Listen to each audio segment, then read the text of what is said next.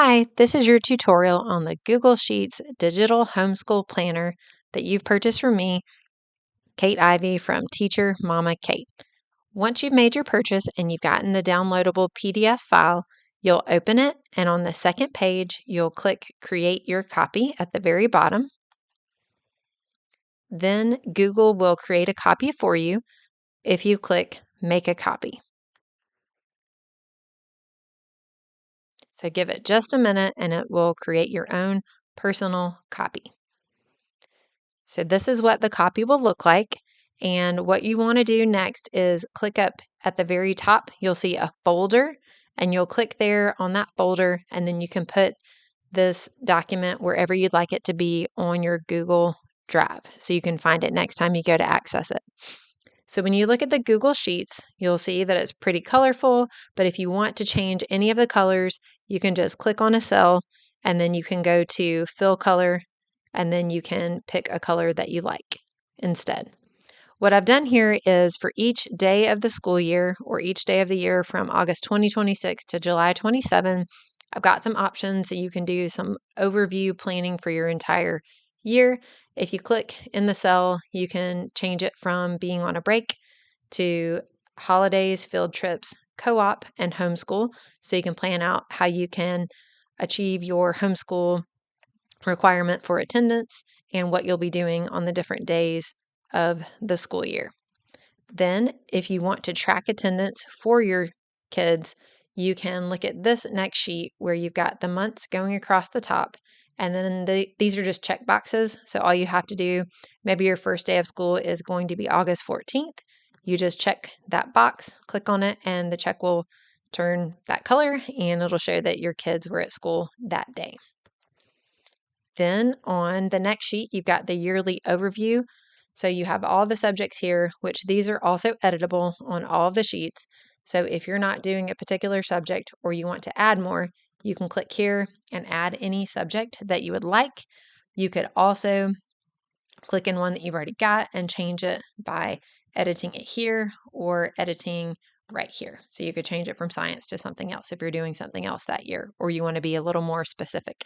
But on this page, you've got room for up to 6 kids. You can always go in the cell below, right click, and insert one row above if you have another child that you need to add as well.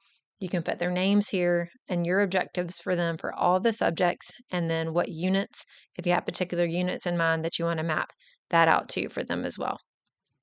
Then the next sheet, you've got a curriculum list. So for each child, you can put the curriculum that you want to use for each of the subjects.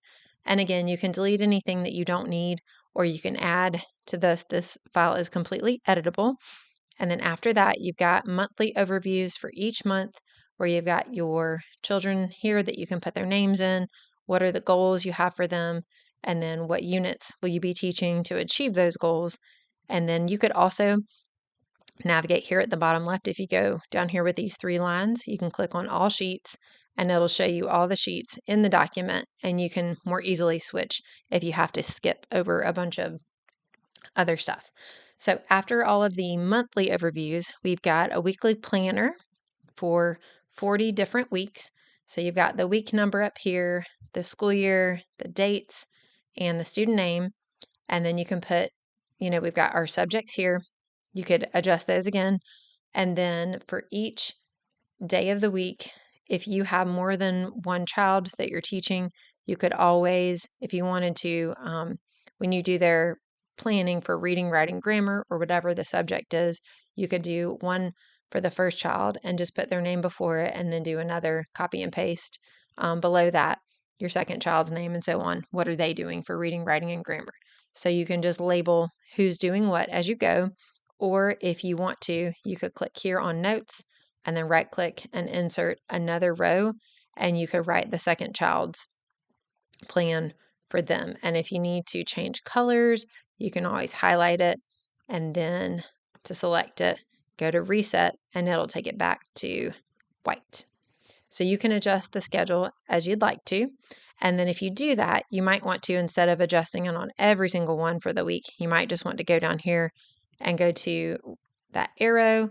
You can duplicate it and then you can rename it. So maybe you've got week 1 weekly planner for your child number 1, and then week 1 weekly planner for your child number 2, and so on. You can edit it to make it fit your needs.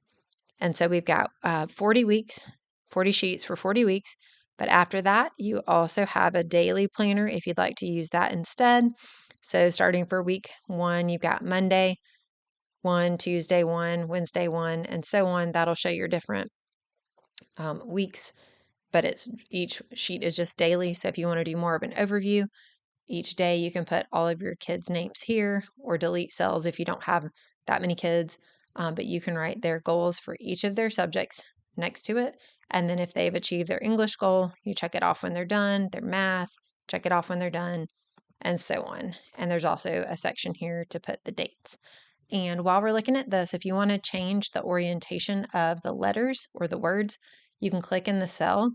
And then if you go up here, you can click here where it says text rotation and then click that, and it'll give you options for how you can orient your words to be tilted if you want to do it different like that. And then beside it, it also has where you can change the angle so you can make it a more drastic tilt if you want.